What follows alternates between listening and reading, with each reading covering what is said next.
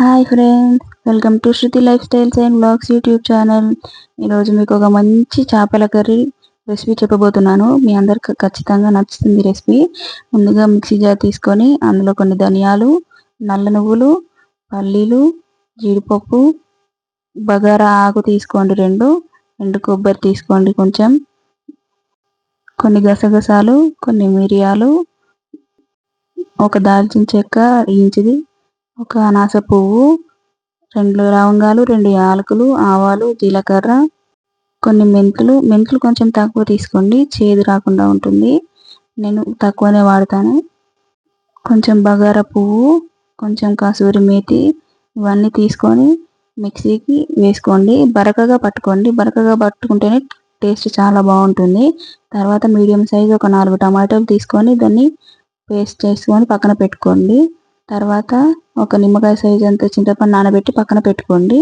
తర్వాత నేను ఇక్కడ ఒక కేజీ చేపలు తీసుకున్నాను. కేజీ చేపలకు కారం సరిపడా కారపొడి వేసుకొని, కొంచెం పసుపు వేసుకొని, ఉప్పు, ఇంతకుముందు మనం గ్రైండ్ చేసి పెట్టుకున్న మసాలా పౌడర్ వేసి కలిపి పక్కన పెట్టుకోండి.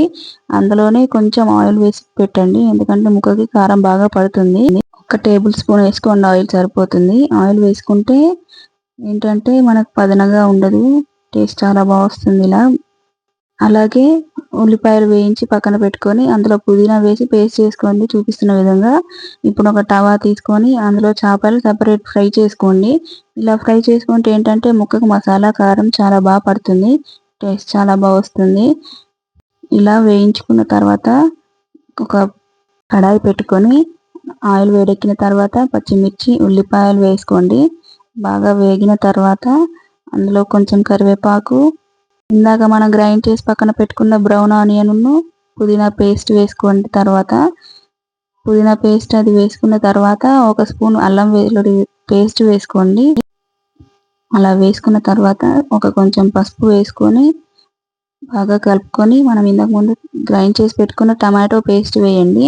టమాటో పేస్ట్ వేసి ఆయిల్ పైకి తేలేంతసేపు ఉడికించి, ఆయిల్ పైకి తేలిన తర్వాత మనం నానబెట్టి పక్కన పెట్టుకున్న చింతపండు వాటర్ని కర్రీలో వేసుకోండి. మీకు ఎంత గ్రేవీ కావాలని అనిపిస్తుందో అంతవరకు వాటర్ వేసుకోండి. వేసుకొని కొంతసేపు బాగా మరగనిచ్చి ఆయిల్ పైకి తేలిన తర్వాత మనం గ్రైండ్ చేసి పెట్టుకున్న మసాలా పొడి సగం మాత్రమే చేపల్లో వేసుకోవాలి వేయించుకోవడానికి, మిగిలిన సగము ఇందులో కర్రీలో వేసుకోవాలి. అయితే చేప తలకాయ ఉంటుంది కదా, దాన్ని వేయించకూడదు, వేగంగా చిల్లుతుంది, బాగా టపటప అని సౌండ్ వస్తుంది. అందుకని చెప్పి నేను దాన్ని ముందు వేసాను కర్రీలో.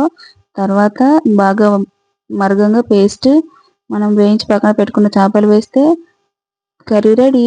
కొత్తిమీర వేసి సర్వింగ్ చేసుకుంటే సూపర్.